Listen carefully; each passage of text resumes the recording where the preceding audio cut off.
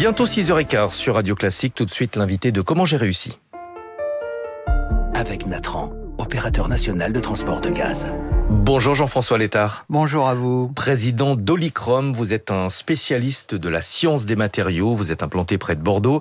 Vous produisez des matières qui sont capables de changer de couleur en fonction de leur environnement, par exemple en fonction de la température ou de la pression. Quelles sont les utilisations potentielles de ces matières ? Alors, c'est des matériaux qui sont capables d'être réactifs et d'être sensibles à l'environnement extérieur, et donc de changer de couleur par cette perturbation température, lumière, pression, fuite de gaz.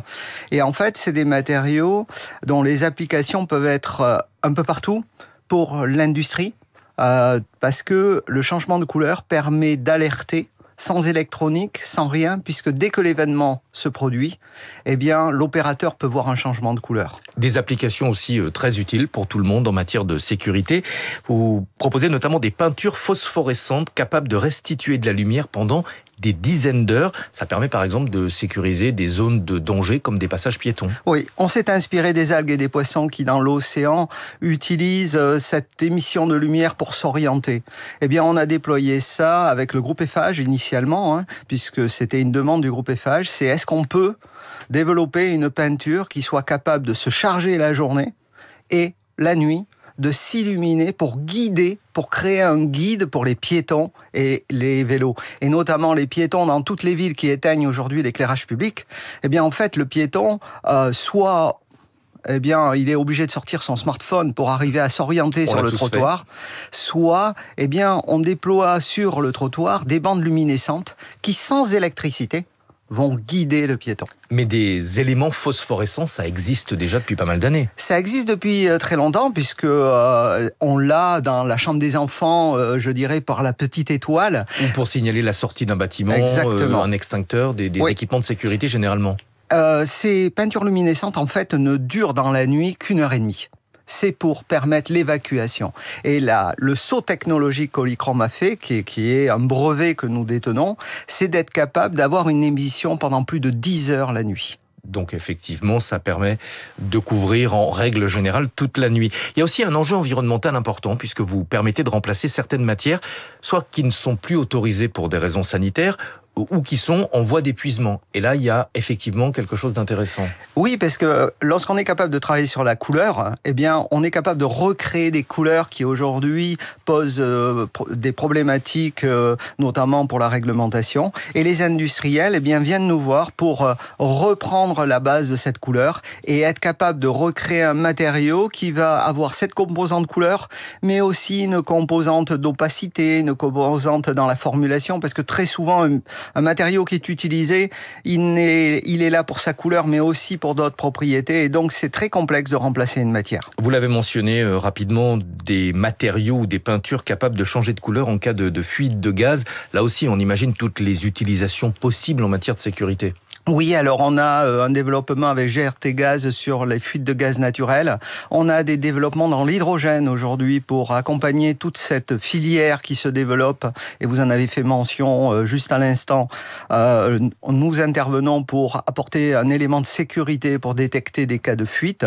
En fait, Olicrom, on est sur ces matériaux qui changent de couleur. On est quelque part unique dans le monde puisqu'on a plus de 60% aujourd'hui de notre chiffre d'affaires qui est à l'export. Et on a des demandes d'un peu partout, de tous les secteurs industriels. Parmi tous ces produits, qu'est-ce qui est déjà commercialisé et qu'est-ce qui est encore au stade de développement ? Alors, on a cette peinture luminescente qui est largement communiquée, Luminochrome. À côté de ça, on a d'autres produits qui sont sur le marché, mais qui sont quelque part confidentiels et distribués par nos partenaires industriels. Et puis, on a beaucoup de produits en développement, notamment dans l'environnement, notamment autour de ces éléments de sécurité. Est-ce que ces matières qui changent de couleur en fonction de l'environnement sont sans danger pour l'être humain, pour l'environnement, ou est-ce qu'il y a des composés chimiques qui potentiellement peuvent se disséminer dans l'environnement ? Alors, on essaye au maximum d'être, je dirais aujourd'hui, éco-conçu, éco-responsable. Mais ça reste de la chimie. Ça reste de la chimie, donc on regarde bien les matières premières. Par exemple, pour ces peintures luminescentes, on a bien pris tout ça en compte. Aujourd'hui, on a une peinture luminescente en phase totalement d'eau, une peinture à l'eau. Pour d'autres éléments, quand on travaille dans certains secteurs industriels où l'enjeu de sécurité est essentiel, eh bien, on a des autorisations pour pouvoir travailler sur des chimies un peu plus complexes, puisque l'enjeu de sécurité prend le dessus sur certains enjeux de réglementation. Je vous ai entendu pester contre le poids des normes dans d'autres interviews, notamment contre la réglementation européenne. Vous considérez que c'est un frein à l'innovation ? Ah oui, totalement. Je vais vous donner un exemple. Cette peinture luminescente, elle a été développée, on la commercialise sur les voies vertes aujourd'hui depuis plus de 6 ans en France.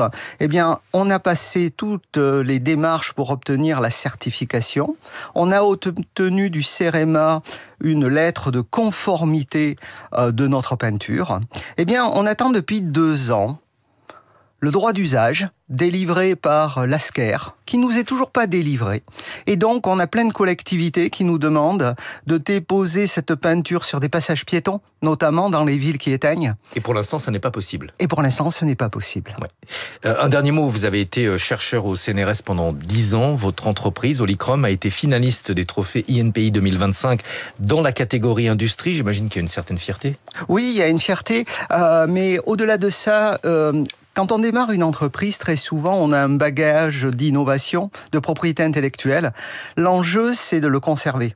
Quand vous travaillez au contact de grands groupes, très souvent, ces grands groupes, comme ils cofinancent ou ils financent une partie des investissements, eh bien, ils sont tentés de demander la propriété intellectuelle. Et c'est une bataille de tous les jours pour qu'une entreprise à la taille d'une PME comme la nôtre, eh bien, conserve cette propriété industrielle, intellectuelle, parce que c'est une richesse, c'est un moteur de croissance, c'est une différenciation vis-à-vis de l'étranger, et c'est quelque part préparer l'avenir. Et tous les jours, eh bien, ou tous les ans, on dépose un certain nombre de brevets, de marques, de droits de domaine pour protéger les développements qu'on est en train de réaliser. Merci beaucoup Jean-François Létard, président d'Olicrom, spécialiste de la science des matériaux. On vous retrouvera peut-être bientôt sur nos passages piétons et ceux qui les verront s'illuminer automatiquement tout seuls la nuit pourront penser à vous. Merci beaucoup d'être venu ce matin. Natacha Valla nous a rejoint. Cette question ce matin, est-ce que les banques centrales peuvent faire quelque chose pour la transition